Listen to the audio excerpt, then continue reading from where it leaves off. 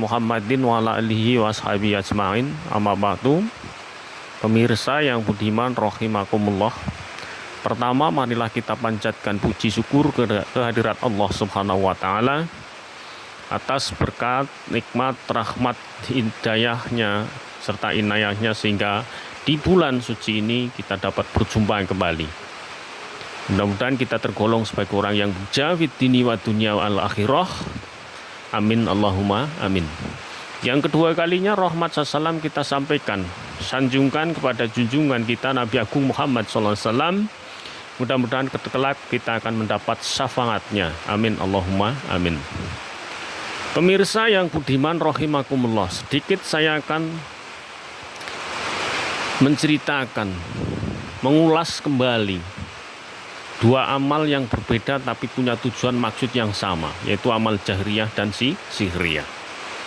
Berawal dari kisah dua sahabat. Salah satunya yang pertama sahabat Umar bin Khattab, yang kedua sahabat Abu Bakar As-Siddiq. Sebagaimana kita ketahui, Rasul kita, Rasulullah SAW adalah teladan buat kita. Beliau tidak pernah meninggalkan sholat malam atau qiyamul lail. Pada suatu ketika Rasulullah SAW di tengah malam mau menuju ke Masjidil Haram. Pada hari pertama beliau lewat di depan rumah salah satu sahabat Umar bin Khattab. Di tengah malam beliau dapati sahabat Umar bin Khattab sedang bermunajat, sedang melantunkan Al-Quran, sedang berdoa kalian Allah Subhanahu wa taala dengan suara yang sangat keras sehingga beliau dengar. Pada keesokan harinya Rasulullah SAW juga hendak mau melakukan perjalanan yang sama, yaitu bermunajat kalian Allah Subhanahu wa taala. Kali ini lewat di depan rumah sahabat Abu Bakar As-Siddiq.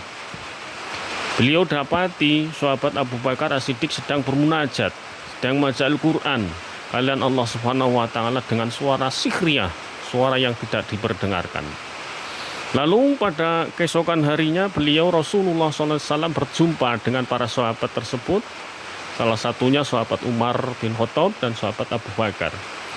Lalu beliau ditanya, "Hei sahabatku Umar bin Khattab, hendaknya apa yang menjadi alasan?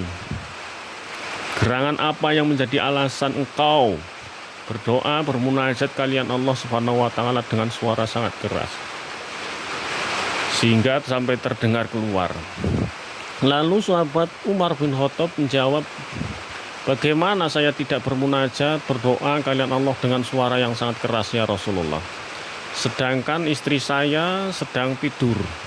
Dengan maksud dan tujuan saya mengeraskan suara saya agar istri saya dengar, lalu termotivasi, lalu bangun dan ikut bermunajat dengan saya."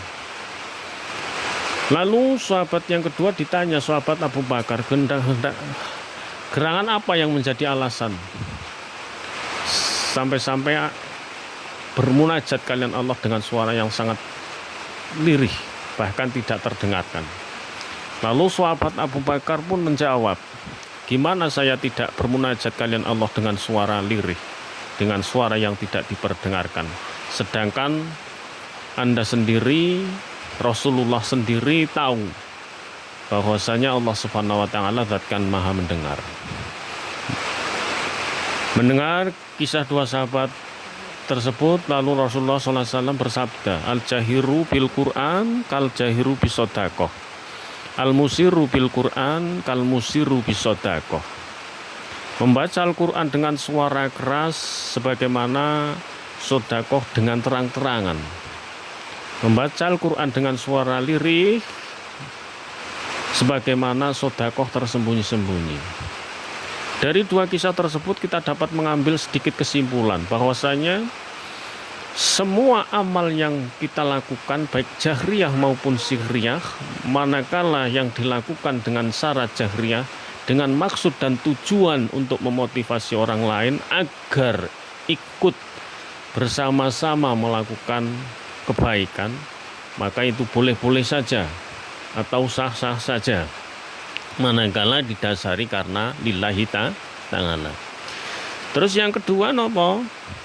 Ketika dikandung maksud, ketika kita melakukan amal, terbenak di dalam hati kita ada unsur ingin dipujilah, pamerlah, maka lebih baik sembunyikan. Sedikit kita mengambil kisah dari makhluk Allah. Yang pertama, api. Api bisa dilawan dengan air. Air bisa dilawan dengan angin. Terus angin lawannya apa? Secara kasat mata, logika manusia tidak bisa menjamah, nggak ada lawannya. Tapi Allah menggantinya dengan amal yang dilakukan tangan kanan, tangan kiri tidak melihatnya. Dikandung maksud adalah amal yang ikhlas karena lillahi ta'ala. Dari situ kita dapat mengambil kesimpulan bahwasanya amal yang kita lakukan baik jahriyah maupun sihriyah belum tentu mengandung unsur riya atau unsur pamer. Boleh-boleh saja sah. Media sosial sekarang tersebar. Daripada nanti yang tersebar perlakuan-perlakuan yang tidak baik, maka lebih baik media sosial diisi dengan motivasi-motivasi agar orang lain tergerak untuk melakukan kebaikan-kebaikan yang sama. Daripada tersembunyi, tapi nanti di media sosial justru lebih banyak keburukan-keburukannya. Maka dari itu, amal yang kita lakukan yang pertama, niatkan karena Allah Subhanahu wa ta'ala, baik itu amal jahriyah maupun amal sihriyah. Itu saja. Banyak kesalahan atau kekurangan yang saya sampaikan, saya mohon maaf yang sebesar-besarnya. Saya akhiri, wassalamualaikum warahmatullahi wabarakatuh.